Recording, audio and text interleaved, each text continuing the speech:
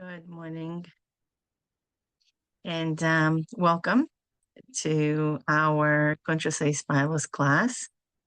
And we Bezrat Hashem are continuing in our second chapter of Kuntres Hahispaalus, and we are covering paragraph number 5. Now, that's what we finished last time, so we're going to overview the summary. And there are a few important details that I actually wanted to go over, as this particular paragraph is very much overlaps with our Shara class. So I feel that we will be delving a little bit deeper because these questions I asked very, very often, and I want this to be clarified as much as possible. So the paragraph number 5 describes the 4th level, which is called kavana of the heart, an inner heart intention. And it is higher than the 3rd level, which is the emotional excitement itself. Now, to explains this, the paragraph first describes the how these revealed emotions are born on a 3rd level. Okay, so they are born in a very, very special way. So whenever the person does the hisbonenus on a deep enough level, where he actually has tvuna, and where the concept of godliness actually registers in his brain, and it creates that pathway in his brain, and he's able to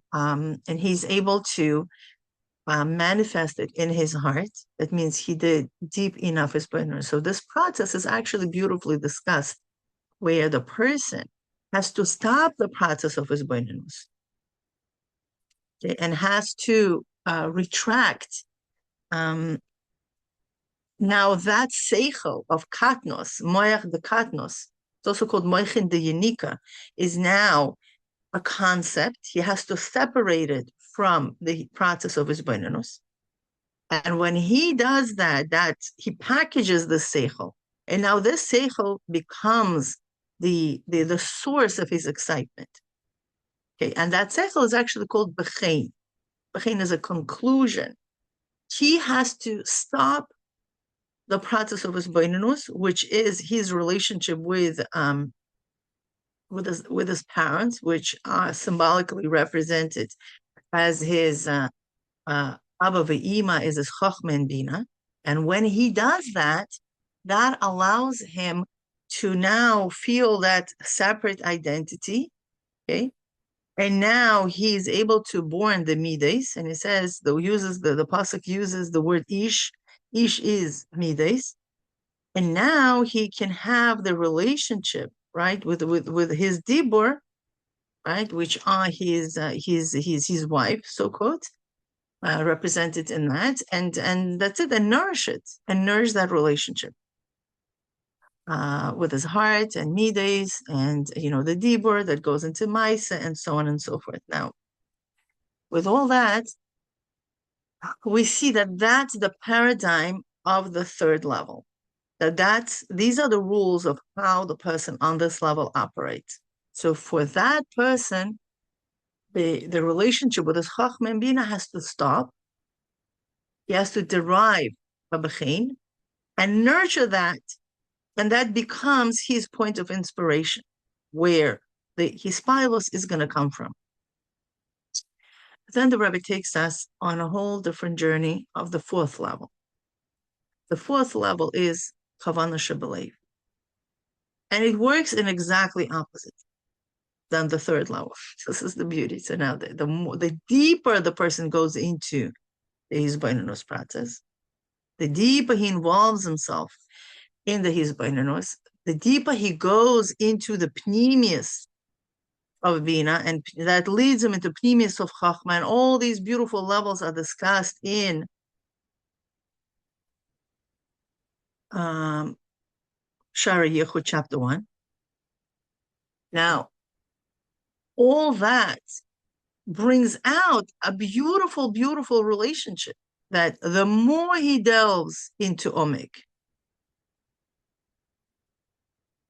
the more his Hahispaalus is felt in our heart. It's not, he doesn't have to do anything. He doesn't have to now stop his hisbonenus and to force the bechein, so the bechein will serve as a seichel for his meat. No longer needed. That worked for the third level, for the neshama of Bria. Okay, so now for the neshamas of Atzilus, it works exactly the opposite. In Atzilus, the more you go into Oneg, the more you go into that ayin, the more yesh you'll have. There's no longer this dichotomy, either or. Okay, so that's what we spoke about.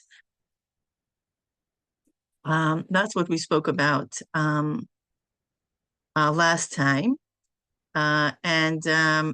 So very, very essential to understand that on this fourth level in Kavanah Shabalev, that the emotions are not separate from the contemplation, from the hisbonenus. Moreover, they strengthen it. So it works both ways. The deeper I go into my hisbonenus, the more felt my emotions are going to be. And the more I'm feeling my emotions, the deeper I'm capable of going to the hisbonenus. And we see that there's absolutely no obstacles. And another important point that is being pointed out in this paragraph, that a person does not fall from the state. It's like, well, that's an exceptional state. So now the question that we're going to be delving now is, we are still talking about the Hahispaalus of Nefesh Bahamis. And this is like, wow, that seems to be a quite high level for the Nefesh Bahamis not to fall from. Because after all, we are talking about the human intellect, not a godly intellect. So we're going to resolve that. And again, this level is the level 4. We're talking about Yon Nasi, my dove. And we really need to see how we're going to be navigating that understanding. So let me just pull out our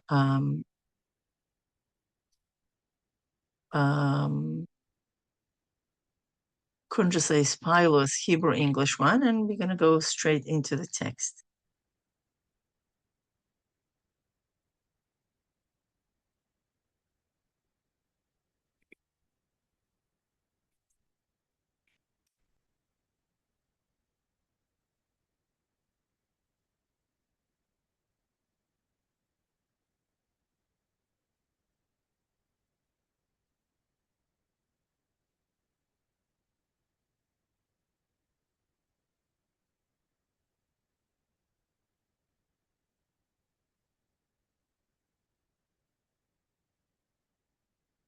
In paragraph 6, and again, for easy navigations, you have this tab that allows you to swim across all the paragraphs and know exactly where you are. For convenience, I usually highlight the paragraph that we're working on. And again, we're working on paragraph 6 in the text. Okay.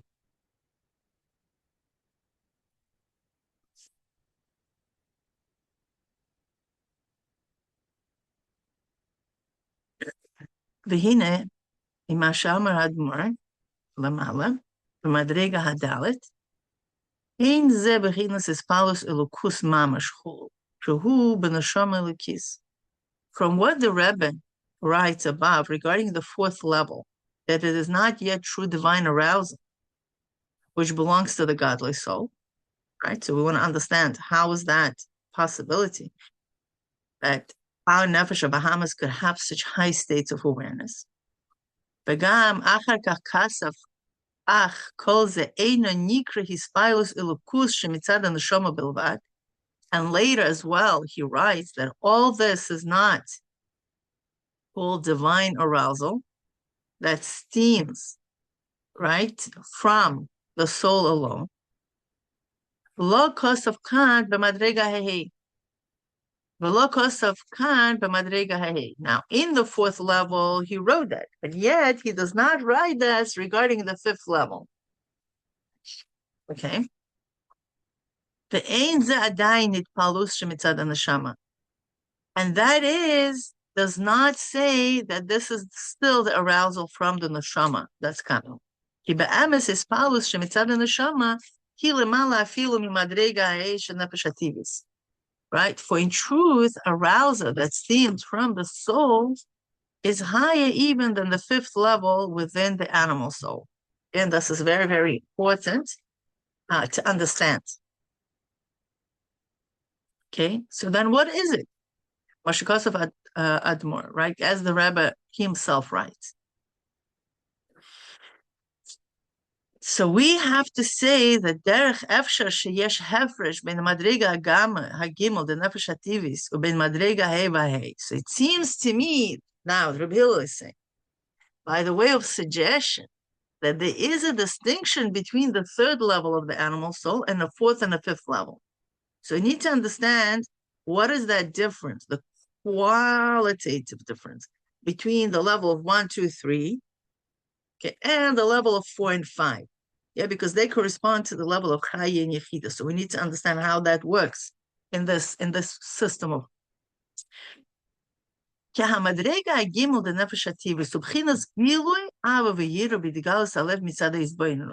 third level is the animal soul in the revelation of love and fear in the heart as a result of the contemplation, right? That's very, very essential. And this is something where the animal soul is very much aware of her own existence. Okay, this is her that understands that there's a God in the world, and this is her effort to contemplate, okay? And that's how she reveals fear and love and fear in her heart, okay? And this corresponds to the level of the soul of Bria. Okay, and the arousal there can stem from the emotional trait of the animal soul itself. Why? Because animal soul, fortunately, has nefesh hasichlis in it, right? And the intellect of the intellect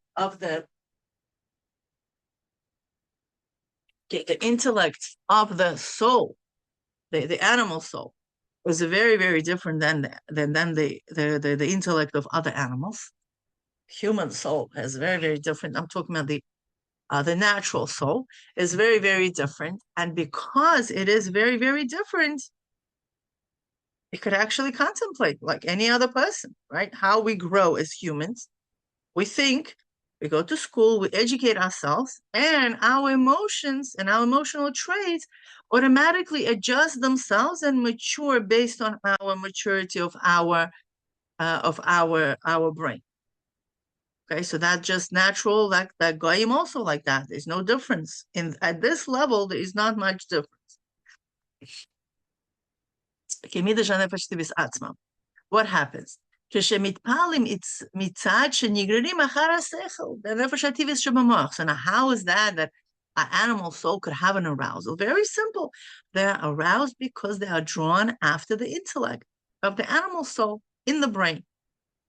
Okay, the same way, this is the concept of moyach shalit ala lev b'tivase, right? That naturally the brain rules over the heart. That's exactly what we see here on the third level. V'anikra nefesh hasichlis. And this intellect is called intellectual soul. So because we have intellectual soul, which has a capacity to understand certain things, grow, mature, and reflect in the heart. There's no novelty here. Okay? That's exactly what happens. Okay. Okay. So now it becomes nullified before the revelation of the wisdom of the godly soul. As we know that in the brain, we have an advantage because of the nature of the human brain, right? When we contemplate, we also could trigger the intellect of the godly soul to come in. And that's exactly the process that's described in Tanya. That's how Beinani is capable to rule over his heart, is through the contemplation that he does in his brain. And this is very, very essential to really, really understand this process. So, we don't get confused between anything, right? So it's not only the nefesh bahamis, the nefesh sichlis, working with its own intellect, but she begins working with her own intellect, and it helps the nefesh, the godly intellect also kind of leaches into this. Okay, how, during what process it leaches into? This is revealed in the intellect during the contemplation. Okay, so now envision there's a dynamic. Okay, there is two chambers, right? There's two powers in your brain, and then there's two powers in your heart. The two powers in your brain, there's a constant dichotomy. Am I thinking about Olam Hazeh, or if I'm thinking about God? So anything that has to do with God, okay, that's usually the domain of Nefesh Elokis. Anything that has to do with this world, we're talking about parv thing. We're not talking about doing averos. We're talking about eating, sleeping, organizing your house, going on vacation, earning money. All this is Olam Hazeh stuff. So this Olam Hazeh is given to the domain of the Nefesh Bahamas. Okay, so can you imagine that on the first level, as we discussed, the Nefesh Bahamas, instead of looking down, she starts recognizing Hashem in the world. It's still a very basic recognition. It's still a very cold recognition, as we call it, machshava kara. But nevertheless, that recognition allows her to shift the perspective even a little bit, to the point that at least she makes a commitment to keep Torah mitzvahs. She says, I don't have heart to feel, I don't have brain to understand, but at least I can act. That's the motto of this level.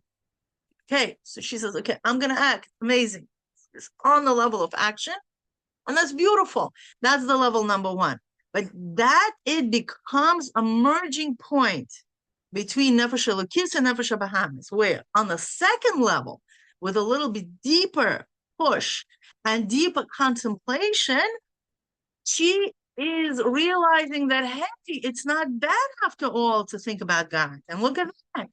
And she's having a more personalized experience with God, so quotes. And that it turns from machshava kara into machshava tova, right? And that's all happening through hisbonenus, all happening through the Hasidic meditation. So she becomes warmed up a little bit, and that's why it's not cold machshava kara anymore, a cold thought. It's already a warm up there. Okay? And what happens after this warm up? Okay, so she becomes more aware of Hashem's existence. Okay, and that allows her to actually recognize that's like, oh, not only that there's Hashem in the world, but it's actually my Hashem, right? It becomes much more personalized. Okay, and machshava tova, that's the level it's called. HaKadosh Baruch Hu Mataref L'maisa. Hashem is connecting to the action, and that becomes a totally different experience. Okay. Now, much warmer, much more exciting, but there is no revelation in her heart yet. Okay. It still gets stuck somewhere between the neck, meaning that's called the chilu v'ruchim u'sichlim, right? It's a love and fear intellectual. Okay. So there is an excitement, but it's an intellectual excitement.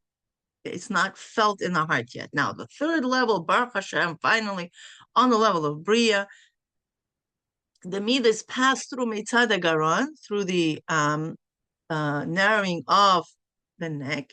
However, there is a limitation that the person cannot really continue moving on with the process of these hisbonenus. He has to stop. Says, excuse me, I'm stopping right now. I'm concluding. I have this nice, beautiful packaged bechein. Okay, and that bechein serves as the basis, as a stepping stone for a person to actually experience love and fear. And that love and fear is very tangible. It doesn't happen in the brain. It happens really in the heart. A person really feels a full-fledged love and fear based off his hisbonenus, okay, in exact proportion to his hisbonenus, okay? So there's no concealment there. Whatever is in the head reflects in the heart. Amazing. So now, this fourth level that we discussed, which is called Kavanah Shabalev, it's a little bit of a confusing level, also the fifth level. So let's unpack it. V'nikra nefesh hasikis, right? Okay. Now, what happens is that Chochmah shebenefesh elokis, right, starts revealing itself more and more. That becomes revealed in the intellect during the contemplation. Okay, what happens next? But the midas of the nefesh elokis, they're not revealed yet. From the concealment in the heart.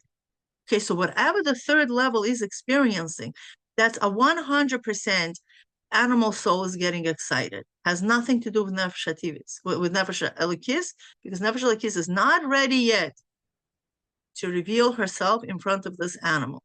She's too intimidated. It's too corrupt, okay, for her. She can't. The midas nefesh hativis canal, right? They cannot reveal itself in the midas of the animal soul. Okay, they remain clothed only with the animal soul's emotions, as explained above. But the fourth and fifth level, that's a totally different paradigm. It's a totally different system of operation. What happens then? What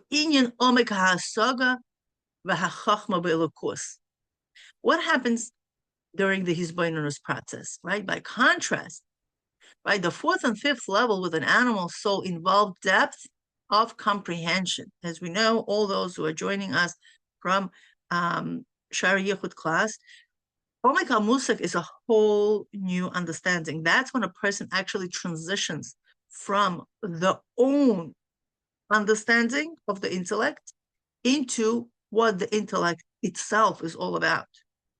Okay? Because a lot of times we think we understand things, but that's not what the person says, right? In basic communication, especially with children, especially when you have employees, and so on and so forth, there's a very, very, very important step in communication. When you communicate piece of information, right? You give it over to them and say, what did you understand from this? And a lot of times, when you do that enough times, you realize that what you intended to say very often is misunderstood, and there are still details that were not clarified enough. And the person completely walked away with their own understanding, right, of things. So therefore, that's where this whole dialogue, okay, what I meant by this word means this and this. We need to translate, although we speak the same language, but we still need to translate so the light that you're shining will actually be accepted the way you want it to shine, the way you want it to be accepted. So the same thing is here, right? So what does it mean, the difference between Bina and the difference between Oneg of the Bina? The difference is very, very simple. Hashem is giving us a Rebbe, giving us a mimer. Okay? We are reading this mimer, and we're working very, very hard to wrap our mind around this mimer. So now, there's two levels there. There's level number one, how I understand it, with my given kelim, with everything, my life experience, and whatever else I know to do about this particular seichel. At the same time, there is an intention, a kavana of the giver, right? What he wanted us to come up with. And a lot of times there's a gap between what we think is a kavana and what the kavana is. Okay, so the objectivity, right? We look through our subjective things. So now, when this bridge happens, whenever the person is able to reach, we call it, Oneg HaMusik is also often called Shar Nun of Bina, it's the 50th gate of Bina, is when this limited understanding of the person vanishes. Okay, and a person is capable to open up themselves to such an extent that they're able to understand the Chochmah without the personal 2 cents in it. They're able really to understand the kavana, and that is really translated in the Chochmah, because Chochmah has this purity. It's not contingent on anything. It's an objective truth in a way. Okay, so when a person is able to understand the objective truth of the concept, okay, not only how he is able to perceive through his own limited kelim. Okay, so now that when that happens, what do you think happens? Now, animal soul, the difference, the border between animal soul and the objective truth becomes blurred. Why? Because animal soul, by definition, is very self-centered. It has its own paradigm of perception. For animal soul to all of a sudden perceive objective truth, to be honest, is virtually impossible. It's a mission impossible. But yet, with a very, very deep level of contemplation, she's capable to bridge that bridge, and something different completely starts happening with her. Okay, something that we haven't seen in the first three levels. And what is it? By contrast, the fourth and fifth level within the animal soul involve depth of the contemplation and wisdom of Elokus.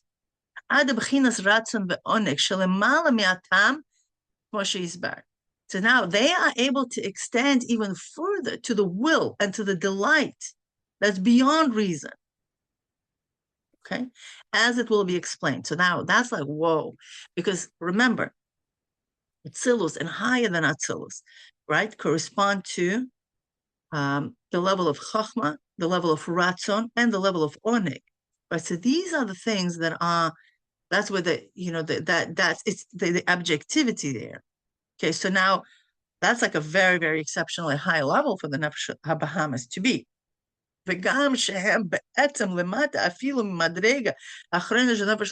although, okay, there's 5 levels, level number 4 and level number 5 of the Hahispaalus of Nefesh Elokis, which we're discussing right now. In essence, these levels are still lower than even the lowest level of the Hahispaalus of the godly soul. As we discussed in our earlier shurim, there are actually 5 levels of Nefesh HaBahamis, 5 levels of Nefesh Elokis, right? So they go like this, 5 and 5. So although the highest level of the Nefesh HaBahamis, it's still the lowest one of the Nefesh Elokis, nevertheless, Mikol Makom, Lo Yuchas Liyot Sheyavor Madregas Elu B'Nefesh HaTivis. It says, nevertheless, it is impossible to reach these levels within the animal soul. Why is it? Because by definition, animal soul is very self-centered, very concrete operational. If you're a teacher, you understand what I'm talking about.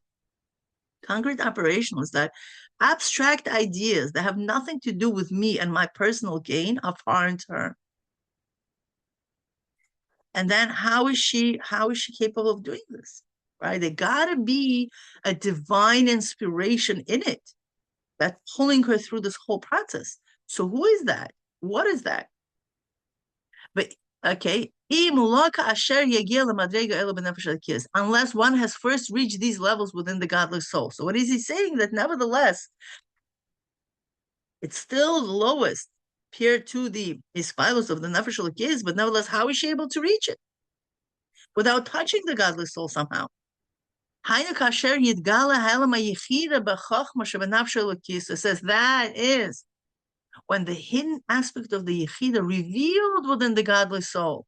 Right, that's the bridge that Alter Rebbe at length discusses in early chapters of Tanya, of how in the Chochmah Shebenefesh the yechidah is being revealed. So that's exactly what he says. Because she's tapping, the Nefesh HaTivis is tapping into the Chochmah, automatically draws down the levels of the yechidah, not the godly soul. Yechidah is a separate entity, which is Atzmos. And that's what allows it. But as Yavel Madrega is the lo istakla chulu b'chochma shebenafshe lekis hativis, and then it reaches to the level of histaklus, okay, within the wisdom of the both godly and the natural soul. Okay, so that's what ends up happening. So on the level of 4 and 5, the yechidah is being triggered already. It's no longer a person's own intellect is contemplating, but it's something much, much, much higher, even higher than the godly soul. Right?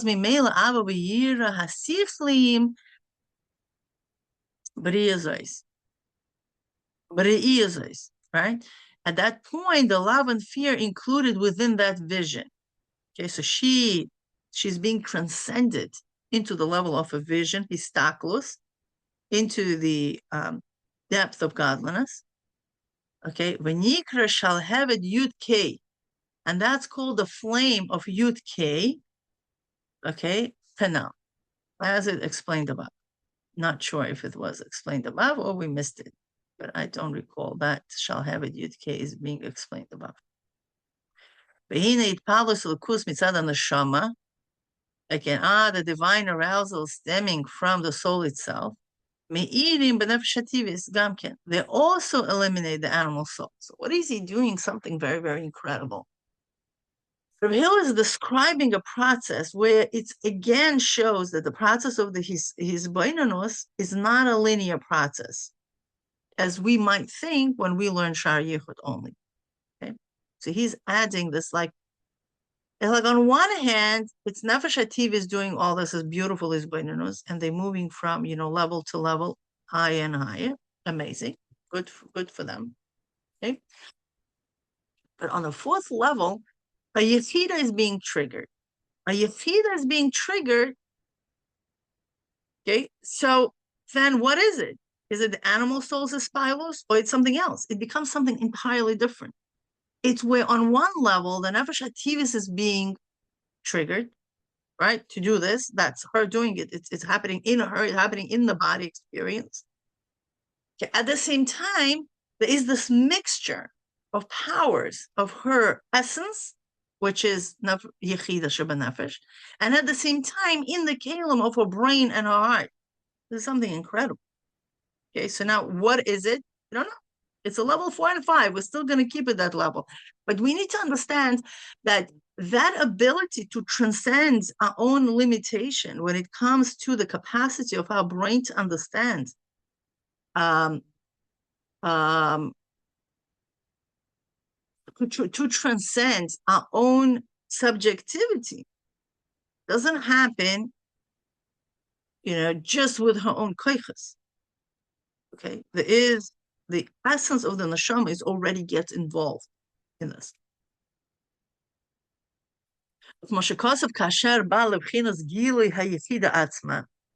All the more so when one reaches the revelation of the yechidah itself.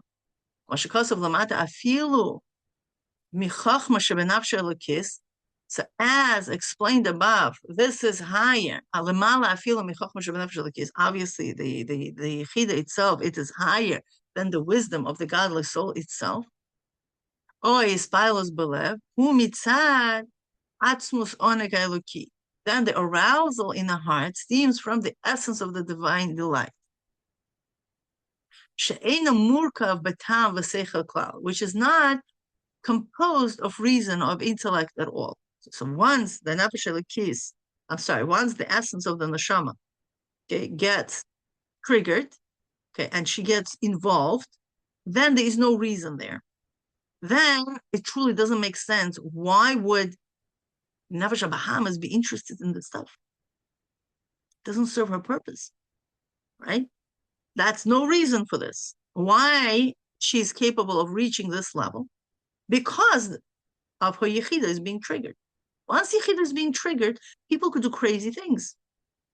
And that's the craziness of Nefesh Bahamas getting involved in knowing God, where she completely doesn't derive any physical benefit from yet.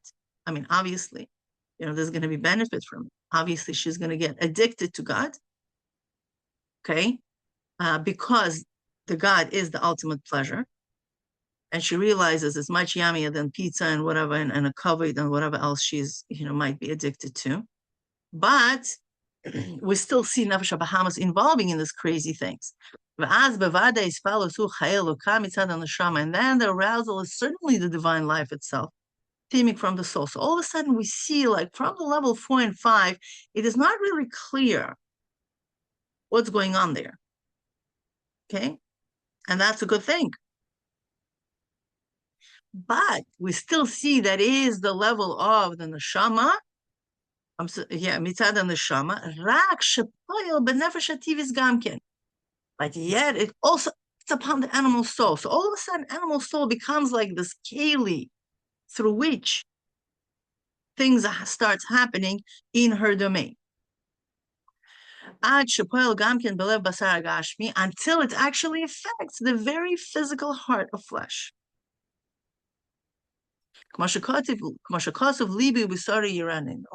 As it is written, my heart and my flesh will sing out.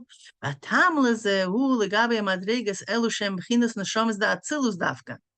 the reason for that is that they're capable of reaching such a high level is that with respect to these levels, which pertain specifically to the souls of Atzilus. And because they are on this level of Atzilus, the animal soul has no power to conceal them at all. Why is it? Because on the level of Atzilus, there's nothing other than God. Okay, when we're talking about the level of Bria, Yitzir, and Asiya, there's already creations, okay? And these creations have a perception of them being separate. That itself allows other than God to exist. Pildo perception. And because of that, the light that shines on them allows other than God to exist. Okay? It allows klippos to exist. It allows evil to exist, and so on and so forth. Okay.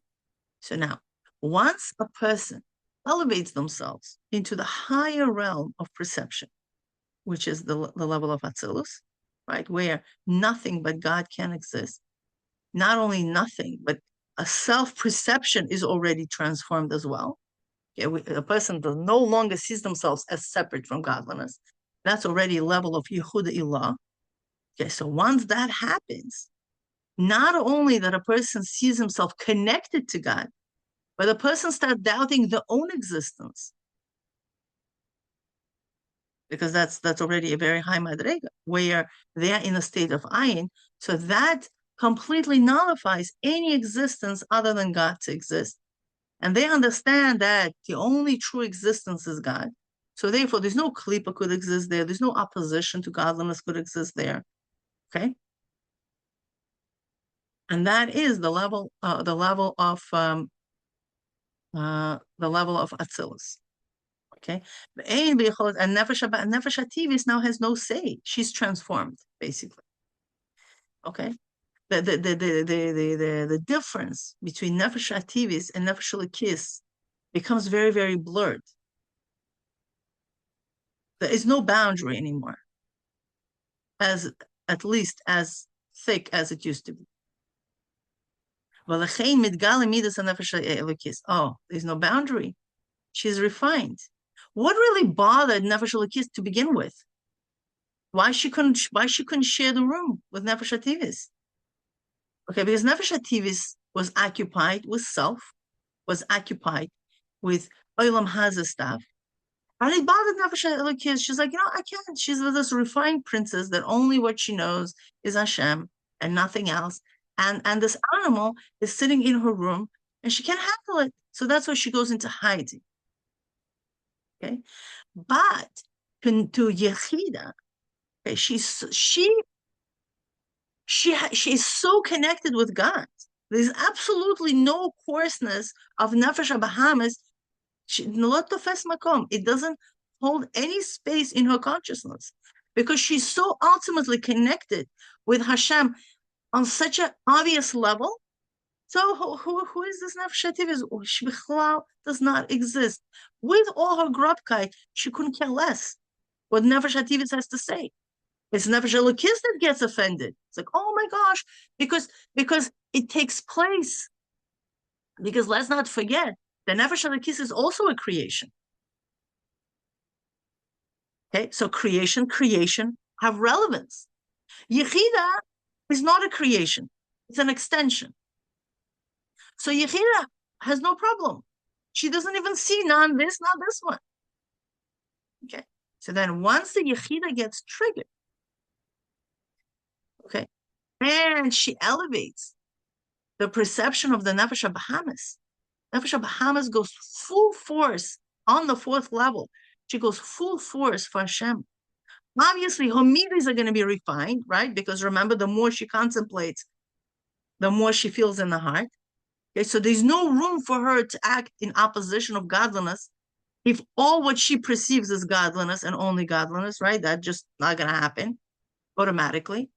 So all of a sudden, the godly soul says, whew, you became godly after all. Used to be an animal.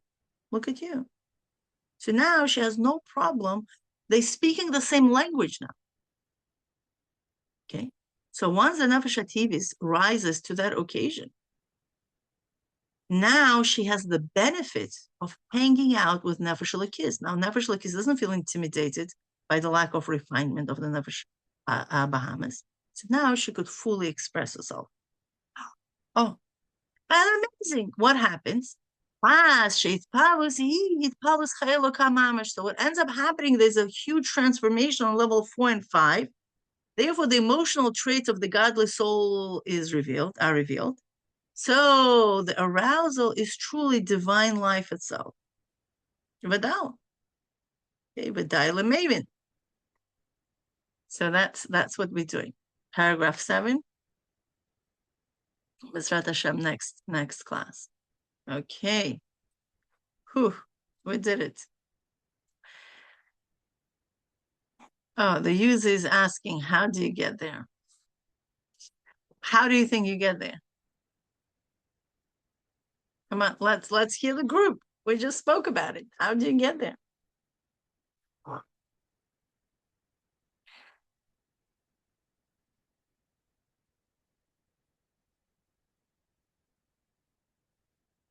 Anybody wants to unmute and give suggestions? How do you get there?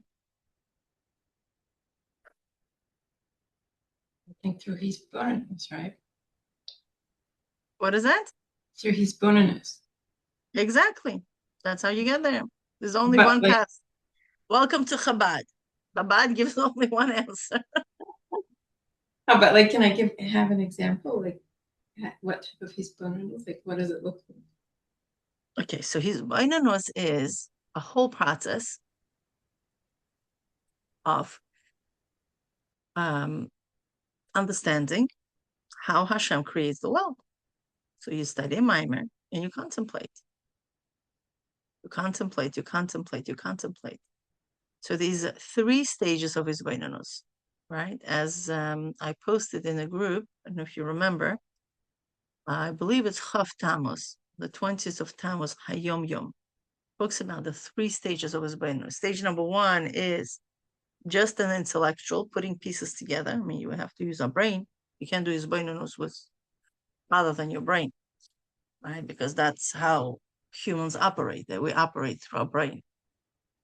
Okay, so we need to see what's going on, what the mimer is talking about, what are the components. We're putting, stitching things together, analyzing it. That's called iyun, but it's iyun sichlis. It's an intellectual process. After that, a person transitions. That happens before, like during our free time. Then before the davening, right, a person goes over whatever he learned, but it's a different purpose. The purpose is to feel the chayus, to feel the life force behind this mimer. Because this mimer is not just to make us a great geniuses. Okay, that's not the purpose. Again, remember, we need to go into the kavana. Why the Rebbe is giving this to us. What he wants us to understand. Not how I understand it, but what he wants. So the focus shifts from me, from the makabel, to the mashpia, to the giver. What is it? What do he wants? I mean, come on, if you ask yourself, there's volumes and volumes and volumes of chassidus written endlessly. I don't know how many lives we need to go over everything what's written and what's given over and what was said. What they want from us. What do Rebbe want from us? Come on. I mean, I don't think there's ever a religion existed with so many books, right? Our nation is called Nation of the Book. Why? Because this is not normal. Right? To the world, it's not normal. How much can you read? Okay, I remember once going with my friend. We were on Rosh Hashanah, my first Rosh Hashanah that I stayed. It was quite 4 years ago, I think, 3 or 4 years ago. in Moscow. Okay, so I was there with my non-Jewish friend. She accompanied me. She knows tremendous amount of Yiddishkeit, and she was thinking about maybe converting and so on and so forth. So we went to this Marian Russia synagogue in Moscow. Huge synagogue, beautiful, and Rabbi Lazar was there. I was in Moscow for consultation purposes, and she accompanied me because she lives in Minsk. So she came from Minsk to Moscow, and we did what we needed to do. And so she went with me to synagogue. I mean, that's a wrong time for anybody to go to synagogue on Rosh Hashanah. We started like 10 o'clock. We finished 2:30. Okay. And after that, she reflected. She's like, you guys really pray a lot. It's like, I said, yeah. She couldn't wrap her head around. I mean, she's coming from Christian background. What do you think they do? They go to the temples, they light one candle, they say a few words, and that's it. Yalla, you out. Don't sit and do all this. Okay, so she couldn't. Maybe that was actually a good thing that she ended up, not converting. She was good. She's an amazing, amazing person. So very, very learned and educated. So that's what I'm trying to say. Is like it's a lot. It's really a lot of text. What is it about? Why we need to daven so much? Why we need to say all these and the mamarim and this? It's just abundance, just a lot. It's really a lot. Leave alone what's written outside of Chabad Chassidus. If we're gonna put it together, it's like Ein Sof, right? How many books? How many Jewish books, Jewish theology books are written out there, talking about from the Orthodox rabbis and all that? It's a lot. So now, what's the story? The story is that we need to understand why is it. So the process of hisbonenus is really understanding what is the kavanah the giver has that he wants me to get in this mimer. Okay, so that's looking for ayin in the yesh. Okay, and that ayin is usually transcends our own ego, transcends our own understanding of things because the person is very open. What are we going to do if you didn't get that the reason, the bottom line? Okay, the formula. What are you going to do? You're going to go and ask somebody else. What happens when you ask somebody else? Wait, can I ask you, what do you mean by ayin? How is that ayin what they want? Right, because okay, so chapter 1 of Shara Yichud, right? Because all of that sicha, all of that mimer, okay, there is one line there, what the Rebbe wants us to get from there. Okay, it's like a teacher. Okay, let's go weiter. Have you ever taught anything? Yeah, let's say you're teaching little kinderlach, right? You have an agenda. What do you want them to know? You have to have a goal. You cannot teach if you don't have a goal, right? So you come, you open your mouth, and you have clarity. I want kinderlach to know 1, 2, 3 by the end of this class, right? So now that goal is going to be enclosed in a whole lesson plan. I'm going to say this. They're probably going to answer that. You know who you teach, right? You don't just teach. You teach this particular class, so you know what they more or less hold by. And then you prepare activities for them to do, whether it's discussion, depending on the grade, right? So now they don't know what you want. And even if you're going to put it in the words, they don't know what you're talking about, okay? Because they're on a lower level than you. That's why you are the teacher. So now imagine, now they received from you an enclosed concept, okay? When they're going to reach to the expectation of why you started teaching in the first place? When they're going to get what your kavanah was in this whole class. Otherwise, you're a random teacher. Okay? You just come and you say whatever is in your mind and you expect people to get. No, teaching has to be structured. You need to know what you want, right? So now these ma'amarim, and whatever we're learning, whether Rebbe Hillel, whether that's Mittel Rebbe, whether it's any Rebbe, right? They worked tirelessly. We learn about the Alter Rebbe. He was calculating, should he put the vav there? Shouldn't he put the vav there? And for weeks would contemplate, like, what's the difference? Because he wanted us to get in a specific way. He packaged the concept in a way that we will end up getting how he wants it to get. So that's a lot of work, right? So you work, what? Isn't that yesh? Where's the eye in there? No, the ayin is the kavanah. It's true, it's a yesh of the Rebbe, but it's ayin compared to us because we're on the lower level, right? In the shtalshalos. For us, it's ayin. Exactly, it's very relative. Okay, so for us, it's ayin. To find the ayin in our yesh. Our yesh is the ICS, the letters that we get. But what's the point? That's the chochmah of this whole mimer. Okay? And we get to that after we view all the details, right? So we have to go through all the details, through every single word, try to look for the ayin, try to look for the point that holds all of it together. That's what we give in the first place. So once we reach there, that's no longer how I perceive it, but the kavanah is, we transcend to what the Rebbe wants to give us. Okay, and that's what it is. So now, how do you get there? Definitely get there through hisbonenus, and that's what hisbonenus is. Hisbonenus is, and then there's a third level, which is during the davening. During the davening, not only that you feel the chayei of it, but you also feel the elokus of it, because ultimately, all the Rebbeim, they're not giving us all this chassidus, so we're going to be smart, that we're going to be big talmidei chachamim, and so on and forth. No, they're all giving it to us packaged, so we can reach God. And until that is done, this objective is fulfilled. They are not reaching the objective. Why they started this whole lesson plan, in a way. And it's really frustrating as a teacher.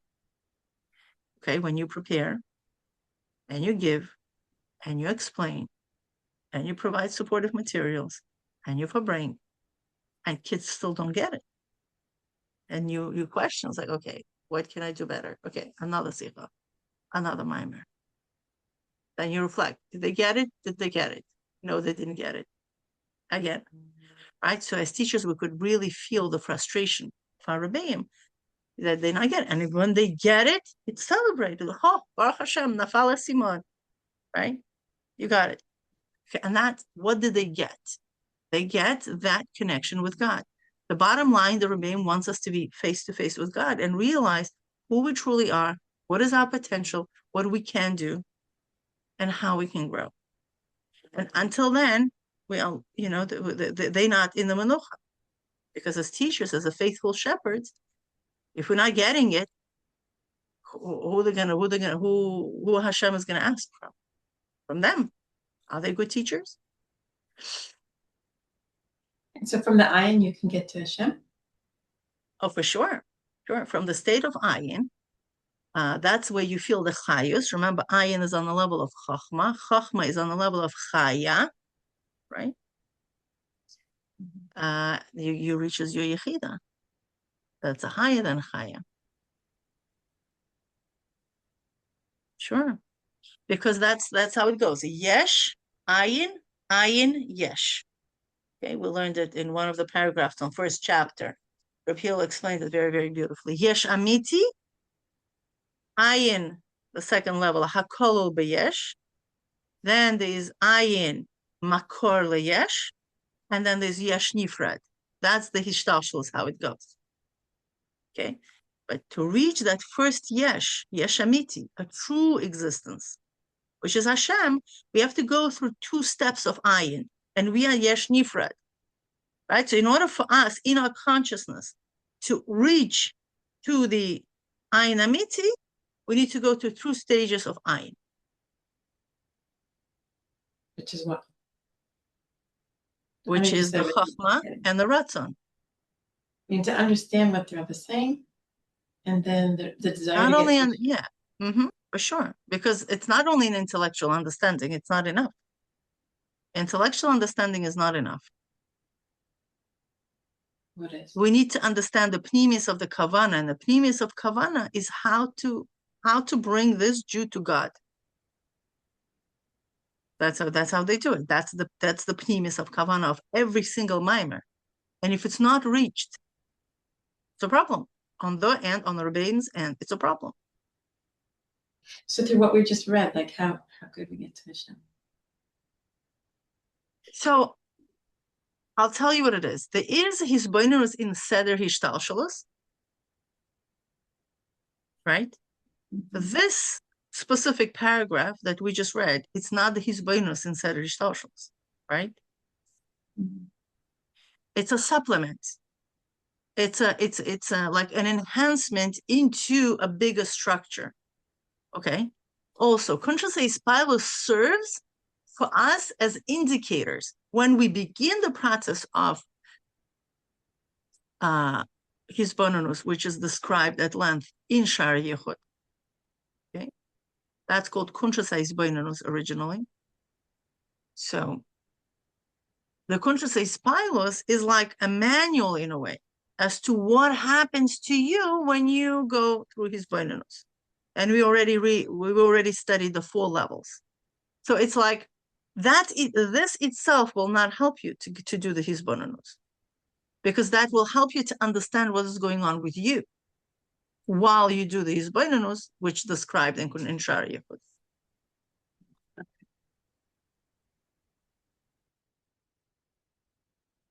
But in Shar Yechud, we already went quite far. The first, the hisbonenus of the first chapter, really understanding all the levels, reaching from Bina of Bina until the Bina of Atik Yomin. We did that. And then the second chapter, we went down. How from Bina of Bina, we're reaching into the level of Tuvuna, when the concept actually get registered in our brain. And now, the third chapter is introducing to us the Mashalim, one of the yechidah Tata, that's where we are cooking at the moment, and the other one into yechidah Ilah. And that's where you could already do the hisbonenus. Okay, so first we want to map out to know where you're going, right? Up. You need to know where you're coming down to, what's going to be the effect. And then the third chapter, you already need to start the hisbonenus process into contemplating into these mashalim. And what you do is like you read them, okay, and then you begin sensing the highest of it, and you'll pay attention that there's something incredible in the study of this work where you do feel your you do feel the godliness in these things once you stop really doing the work, contemplating. And Baruch Hashem, it's really, really a big gift. But here's the thing: it's the wisdom of doing. Our generation is about doing. We can't really understand the complexity of the mechanics until we actually going to do, and we actually going to feel, and we actually going to sense with our body. It's like talking about like doing the mitzvahs? What? You're talking about like doing the mitzvah? No, not mitzvahs. The hisbonenus. The hisbonenus. It's a process. You read, you read it well enough that you exactly remember the structure of it, that you know it, that you could actually able to teach it to somebody else. It's not going to be guesswork. You read it enough times. I mean, enough times that you remember, you close your eyes and you go through, okay, he said this, he said that, like a flow chart, like with your closed eyes, you're able to go through every single thing that the Rebbe mentioned. First he said about this, then he said about that, then he said about this, then he said, because the structure of the mimer is also not random, right? So understanding the structure of the mimer, it's like a mind map. Very, very essential to do. So you understand what's going on there in the structure. So once you do that, that's the sichlis. Then you'll see something very, very interesting when you start doing it before the davening in order. Now your kavana is different. It's not only for me to understand, because I understand it. I could teach it to anybody. Do I really feel the highest of it? No. So you do that before the davening, and then during the davening, that becomes your where you want to stare at this concept, not only to feel the vitality of it, but also to feel the godliness of it. And the more you do that, the more your nefesh habahamis, as we are discussing in these levels, will start, elevated or become elevated from her own limited perceptions of things, how she understands. And you'll have a lot of breakthroughs throughout that. When does your class finish? Can I ask a question, or is your Sure. okay, fine. So let's say you learned something like, let's say you're going over the levels that we were just talking about during the davening. During the davening, you're supposed to be focusing on the words. Like, how do you put it together? For sure, because you see, the davening is already divided into sections that correspond to all of the words. I don't understand what that means. You know what I'm talking about? They divided already based on the world. So you already, when you do it in the davening, you're not thinking about the words of the mimer. You are more davening with the energy of it. So it's not a conscious cognitive thing. You still, you're conscious, but you're conscious of Elokus in that. You understand? It's like you remove all the levushim from this particular concept. And I guess, you need to experience it. I don't think this is something that could, that I could just mamash give you like a manual. You first do this, you first think about that. It's not about that. It's really about doing the work, do the first stage, okay? Do the before the davening, the second stage, and the third stage emerges. Do you know what I mean? But I cannot explain you of the third stage. It's like, I'm going to tell you about, let's say, going to a mikvah, okay? I could tell you the preparations, ta-da-da, ta-da-da, ta-da, all that, right? As a college teacher. But then you are in the water. I cannot tell you what you're going to be feeling in the water. I could describe it to the best of possibility, but I will never be able to give you the experience of it without you actually going through all the steps. So I could focus, guide you through all the steps, but then you are there alone in the water, okay? And based on how well you're going to prepare yourself, that's going to be your experience in the water. Do you know what I mean? So it's like, let's say a person's going to say the Shema. So they're focusing before the Shema. They're focusing on the mimer, and then they get the chayei of it, and then they say the Shema. So what happens then? then you experience the lakus. We're not talking about Shema. We're talking about before davening to begin with. Then there is, because everything what we are learning, it is about the Shema. So all that information, you can, in a way, what he's saying in the Hayom Yom, you cannot really feel the godliness in your davening. Feel the godliness in your davening. That means you're talking to a wall. No, talking about you yourself sensing godliness in your davening if you did not do first two stages. There's actually a beautiful letter from the Frierdiker Rebbe to a 16-year-old. I think you've missed that in our classes we shared. One second, I'm going to find this letter.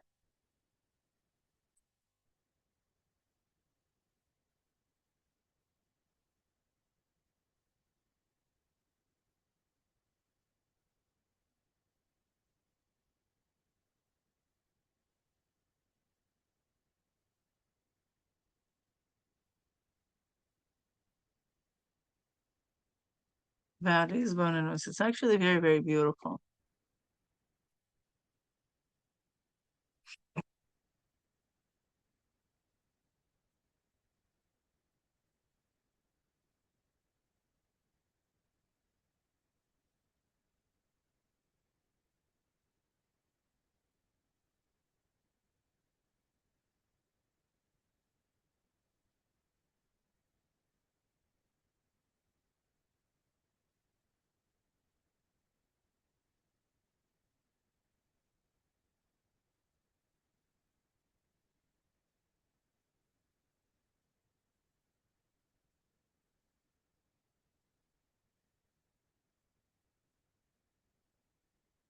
have the summary of the letter.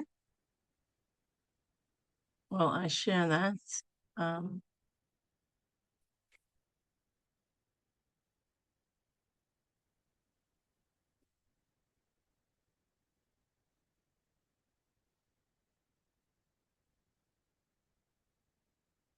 So it's on the chat.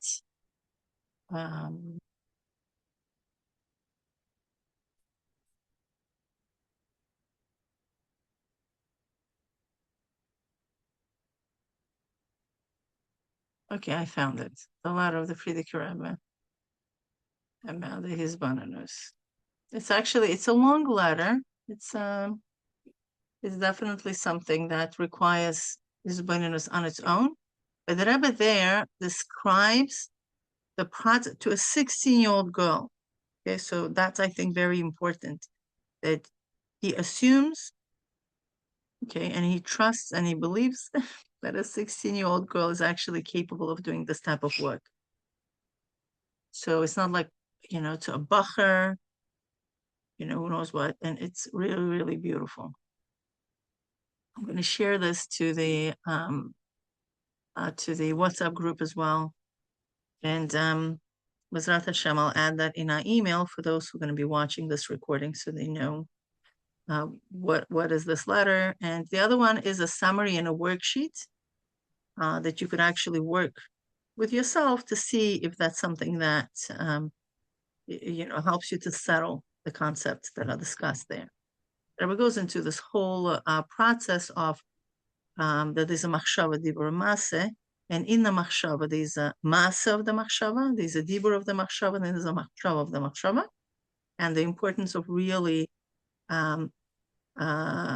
stripping off all the levushim and really focusing on what is the machshava of the machshava.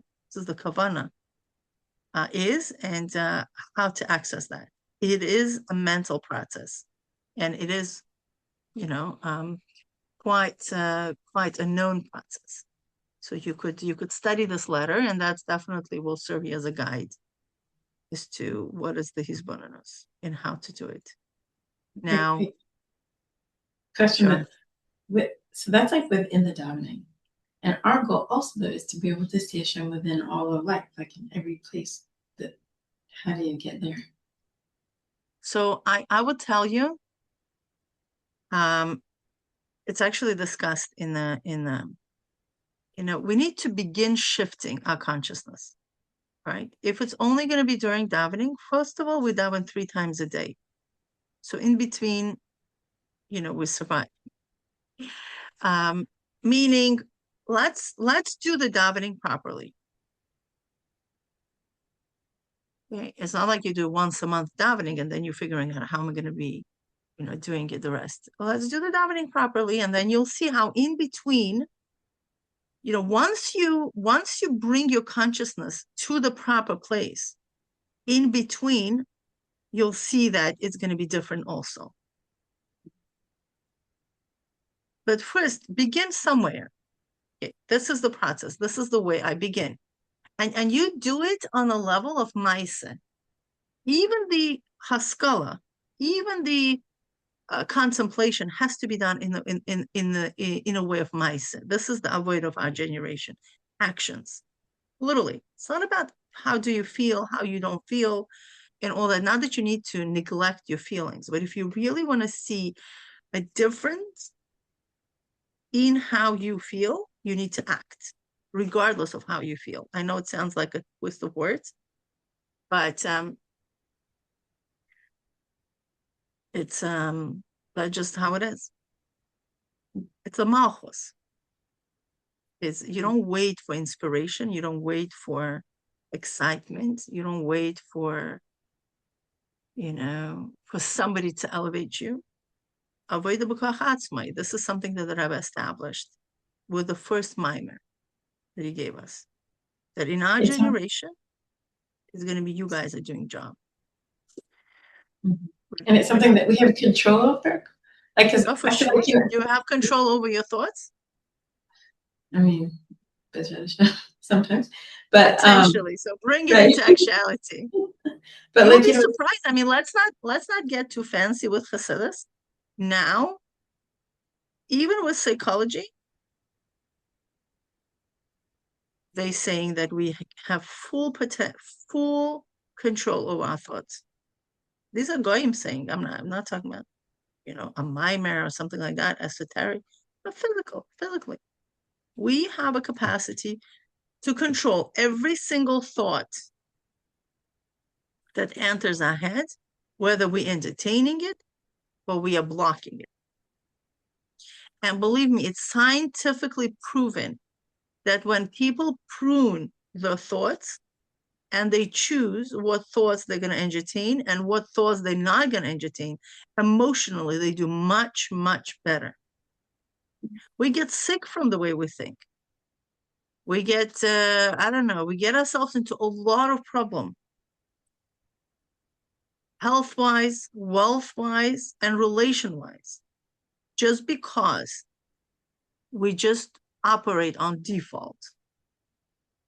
Whatever comes into our mind, there's absolutely no guarding, no nothing. And then we get surprised why we feel so lack of energy, why we don't have power to do this, why we're not motivated. For sure, it's like a person eats garbage all day long, and then he doesn't go to gym, and then he's surprised, oh, why I feel sluggish.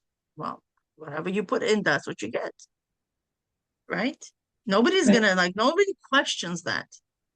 Right? Imagine a guy comes into a doctor's office.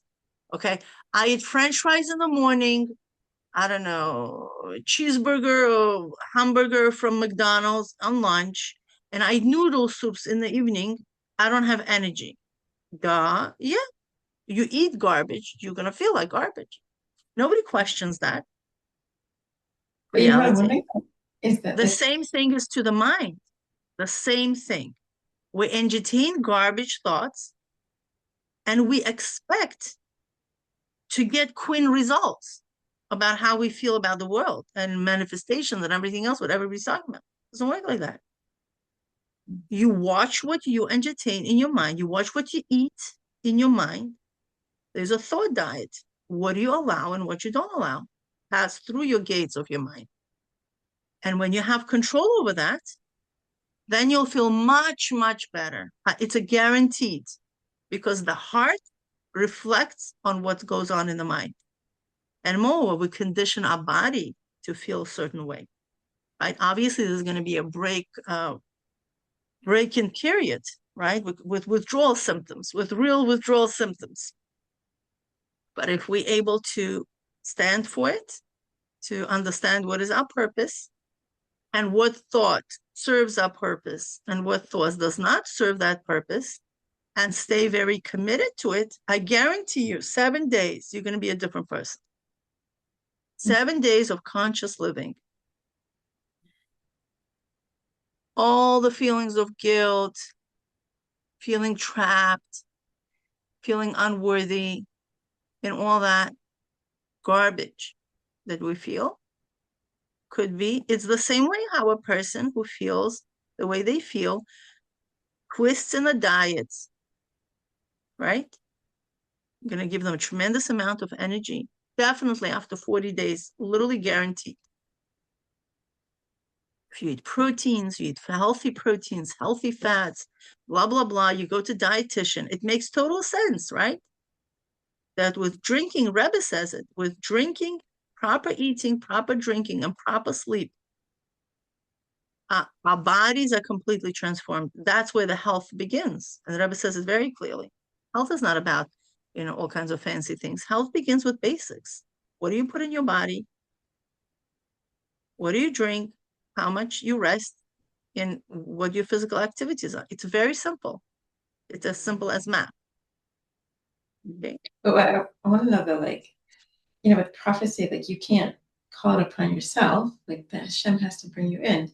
So this experience of godliness, you do all the levels of hisbonenus. Can you, you have control over that, whether you have the experience of Hashem or that's Hashem granted. For sure. No, for sure. It's you know what? Why do you think? How do you think Rebbeim know this? they do it?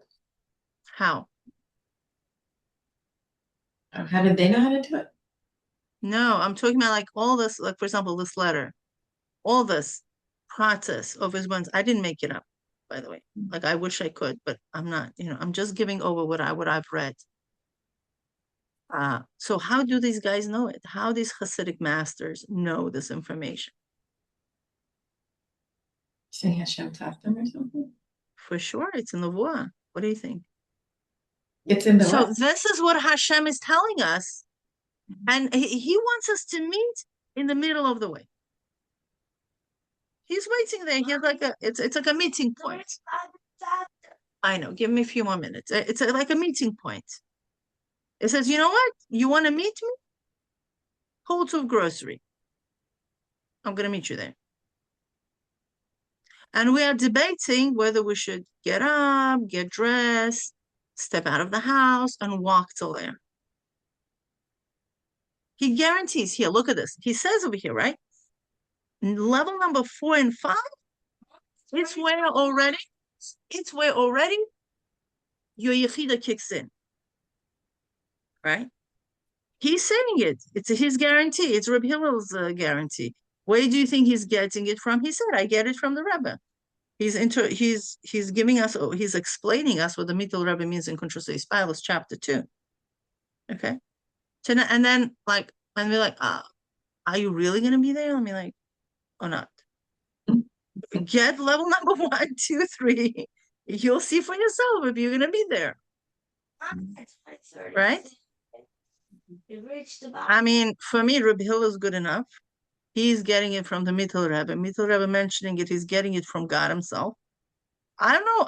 I have no doubt that if I did not meet God, that means I still didn't reach call to grocery. Do you understand? It's very simple. Like it's like it is quite very square. It's like imagine you go to a doctor. Doctor says, okay, do 1, 2, 3, 4, 5, and after 40 days, come to me. And we don't do 1, 2, 3, 4, 5, and then we're like, why don't I have energy? I just ate, I don't know, junk. Yeah, that's why you don't have energy. It's like we have this inner resistance to follow through. I don't know about you. I have this inner resistance. Right. So, but what is it? Good. I don't know what it is. It's the Nefesh HaBahamas doesn't want to change. I don't know what it is. It's like we think that we know better. It's like following through protocols. People have resistance with us. I included. I'm in it. It's like this that we still fool ourselves that somehow we don't have to follow through with this. Somehow there's going to be like this miraculous thing, and maybe sometimes it happens. It happens that we experience God in our lives without work, and that's exactly what that Hayom Yom actually talks about. It's Hashem is Chesedic, and He does gives us free things, but person needs to have his avodah. We want certain results, not just waiting for like Chazdei Hashem somehow, somewhere, being in that uncertainty, in this begging mode. You want to have something for sure, do your 1, 2, 3 steps, try to do your 4th level, work very, very hard, you'll get there. It's a guaranteed. That's why the Alter Rebbe calls it long, short way, not short, long way. Short, long way, yeah, just feel Hashem. How do you do that? Just, go and just go this way, and then one day you'll feel Hashem. There's no certainty to that way. So the Rebbe gave us a long way. But it's a short way that you're not going to have obstacles. You're not going to go through this whole jungle. You don't have to do all kinds of, get stuck somewhere. This is the way. Just do it. It's like dieting. I'm talking to myself. Like, it's very, very simple. It's literally 1, 2, 3. It's a math. The calories you put in, this is how your body will respond. It's science. It's guaranteed. There is absolutely no one in the world who is going to eat 500 or 1,500 calories, burn 2,000 calories, and not lose weight, right? It's a guarantee. It's a guarantee. It's like scientifically proven that people who eat less than what they burn, they lose weight, right? There's no person on earth who have done through the program and did not lose weight. It's impossible. It's virtually impossible. Right. It's a nature. So step one is like you learn the mimer. Step two is you understand it. Step three is like I'm just trying to understand because I'm coming in late. So and then you get the chayei behind it, and then what's the next step? You go into davening, and then you feel the godliness of it. So, but we do that. Read this letter. This letter really explains the mechanism, and I think that's what you're asking for, how that happens. And there is this aspect when you steer the concept without your own thing. What does this mean, staring at the concept? Imagine like I had that experience when I went to Sfas, and it was like a beautiful view. We were on the way to a shul of my friend, and we're like with a few other friends, and we're just like walking.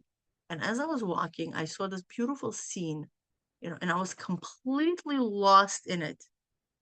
Well, I still was aware how to walk, But then somebody asked me, it's like, oh, Mila, what do you say about this and that? And it had to take me a while to bring myself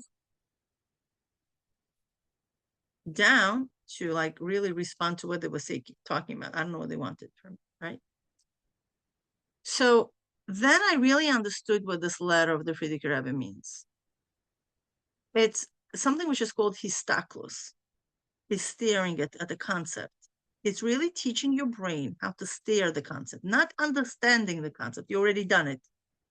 You already understand it very well. With closed eyes, you could teach it to anybody. That's the first step. Without that, it's not happening.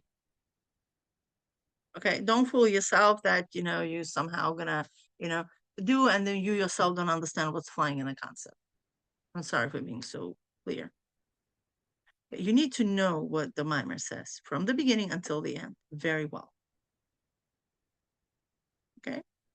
And how the thought process develops.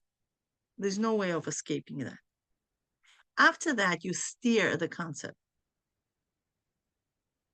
I don't know exactly how to express that, but I've done it quite a few times, where you zoom out of how you understand things and you look at the concept in your mind as to what this concept is talking about. Okay. And when you do that, you will sense the energy of the concept.